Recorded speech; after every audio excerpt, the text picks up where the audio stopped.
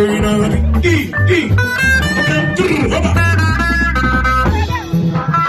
is why you are called Therefor. That is why you are called Therefor. That is why you are called Therefor. That is why you are called Therefor. What is it? That is why you are called. Oh, that is why you are called Therefor. Two. That is why you are called Therefor.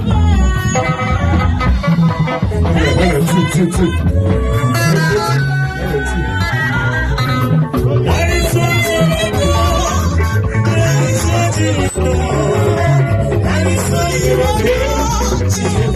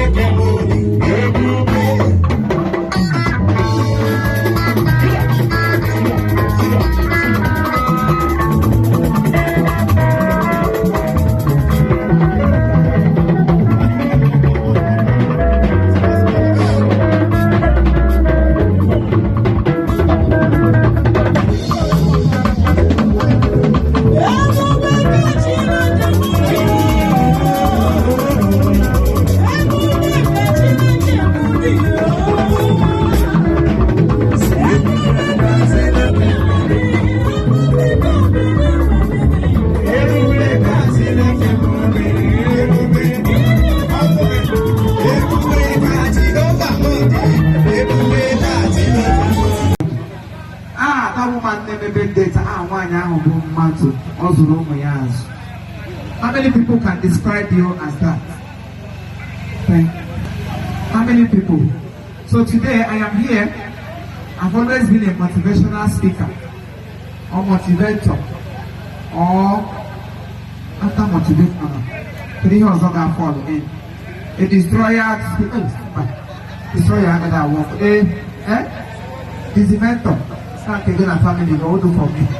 No kind of down this mentor. Okay, wait, discouraging discourage away. Discourage your company. Inspirator. You make the Bush. It's your time for us. Or be any medicine. Yes, I'm always trying to encourage people. I've always tried to show appreciation. Never mind my hand, I got an inviting by having. You see, catching a game, I got all day. And I want to go there. Oh, come now. And I have pocket in the guy. Go on Facebook. We get them on a yeah. And I chat to what to say. It's a people to people. If I'm not heading more, I want to know about the no kind. Yeah. How are you? And can I have you? Loy. Yeah. Let her have this now. Loy.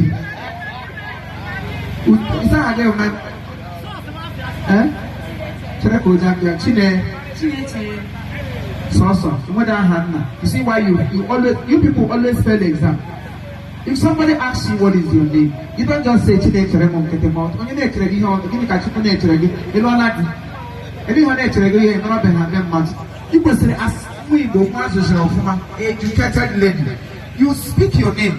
My names are Chinechere from Wike Timothy. And if she tell us your surname, and if you can add the English name, that is what made up of you. You don't just say Chinechere. You are nobody, no identity.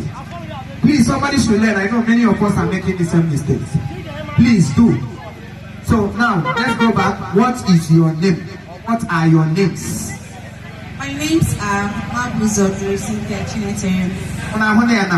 If you want to locate her now, you know where to go to. If I be Ghana, and if you you can come from anywhere. That is why you should say your name the way it is. Don't hide anything. And for those of you who do answer the Nicholas, Timothy, Thaddeus, you have no identity as an Igbo person. You have no identity as an Igbo person. Nobody will locate you. As you try the way back to God, forget posh, forget trying to be, you know. You have to identify, or you have to be identified with your Igbo surname, or Igbo, so that people can be able to look for you. God bless us. So, are you married? Are you married? Yeah, can you neche kwa nombo wapo? Mwana tia abula. Can you neche? Anyway, to help her market her product, again, there I'm new white that time. She walked up to me, said, Chief, are you going to perform? I say, yes, I'm performing. I said, people. And the last child of our mother, Mama in the her last child happened to be her schoolmate. And she don't marry for a very long time. All her life become way. And don't you put any in school, no blue. As I say, I'm a warrior from the yellow white, no way, yeah, the time, can't nobody my black, or Maramoga walk. I heard the guy you put a white and you didn't come.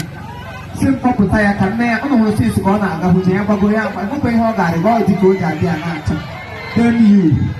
On a Gary, I got play, I got Hallelujah, took on a Gary, who bought a razor call, what put your money or just from that. So because you know my sister, if you know what I'm going to say, yeah, I'm going some woman and Ben to show you how beautiful she is. Yeah.